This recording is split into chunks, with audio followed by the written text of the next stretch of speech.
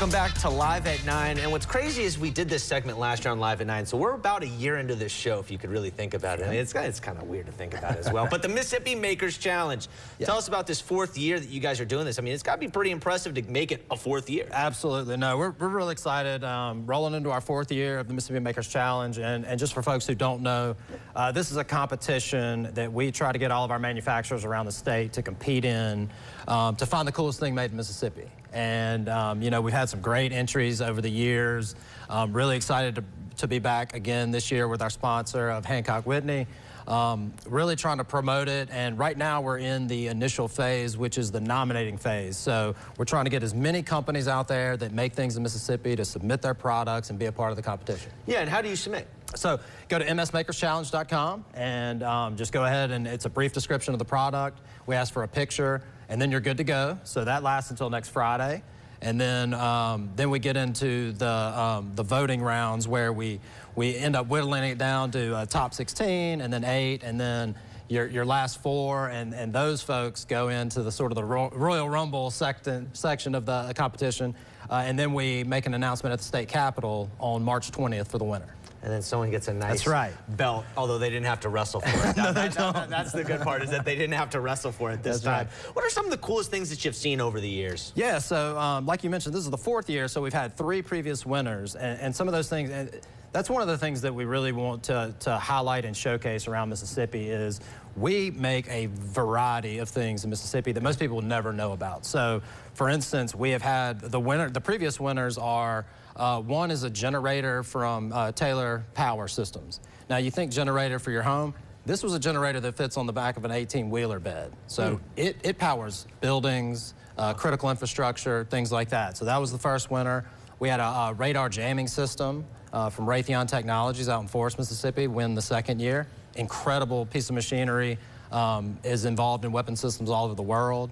And then last year, a furniture manufacturer from up in New Albany won for a collection of sofa line that they were doing. So it was really cool. Yeah, where did you say the first one was from?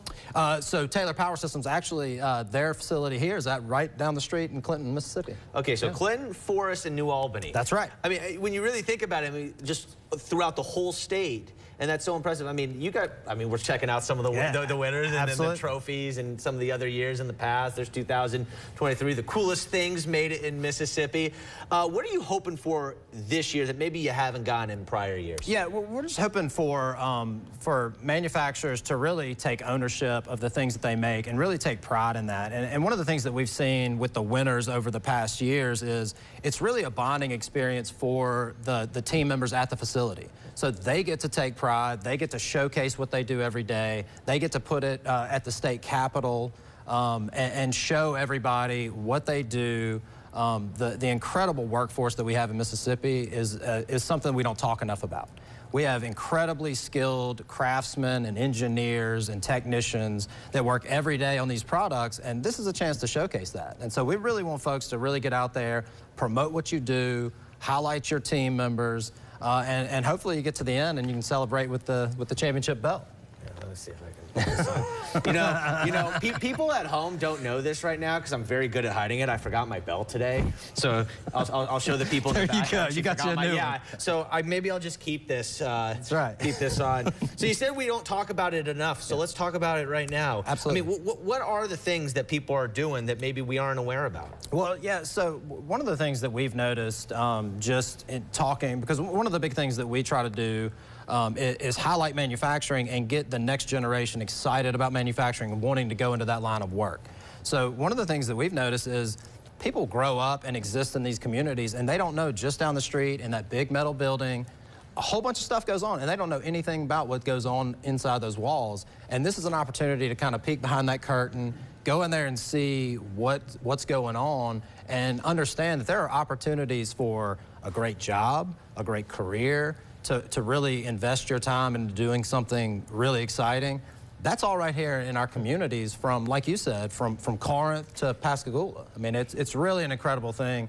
We should take pride. We have thousands of manufacturers, large and small, around the state, and that's a story worth telling.